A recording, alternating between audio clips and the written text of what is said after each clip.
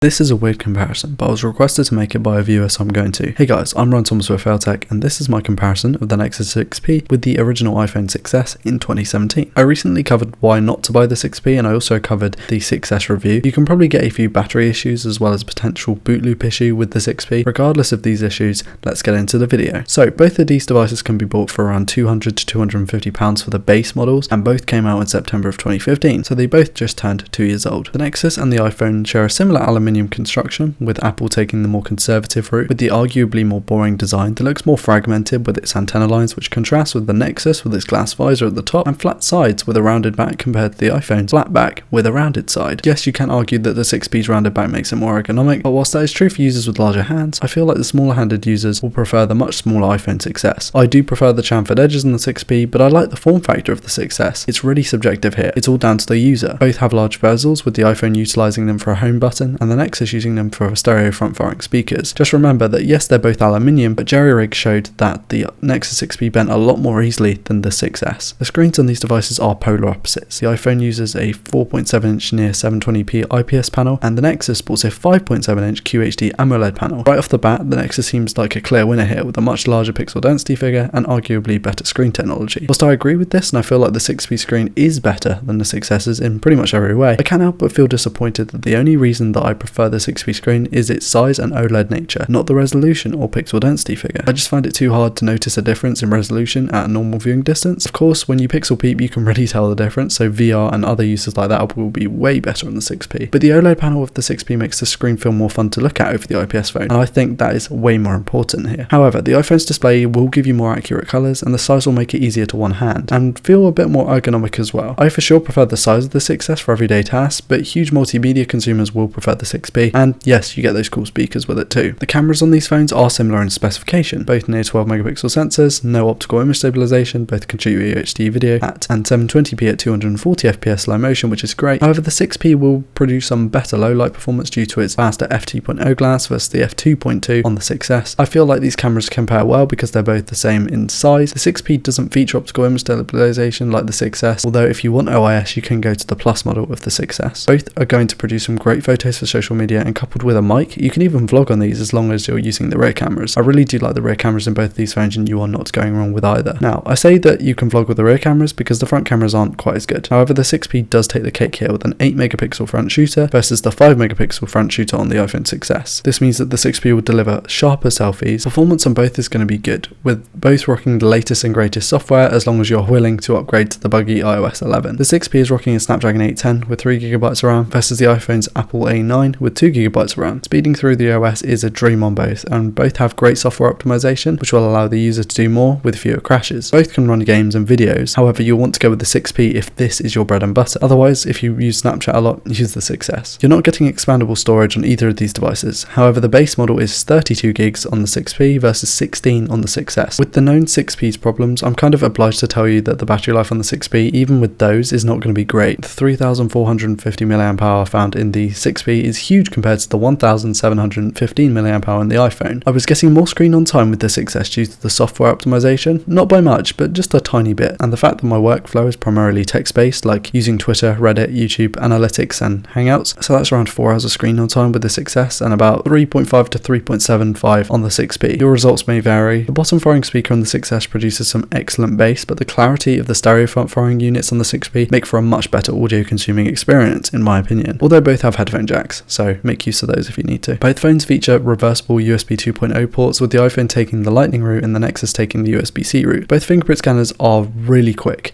but they're placed on opposite sides of the device. The implementation on the 6P is superior to the iPhone's IMO, but let me know what you think. Overall, these two devices are very different to cater to two very different types of user. I would personally take the 6S due to the 6P's reliability problems, but if you take that away, I'd find it difficult to turn down the 6P. Anyway guys, that's it from me. Please do like this video if you liked it, dislike it if you disliked it, and share your thoughts in the comments below. Please do subscribe if you're new around here to never miss a video like this one. I've been Ryan Thomas with Failtech, and I'll see you in the next one. Peace.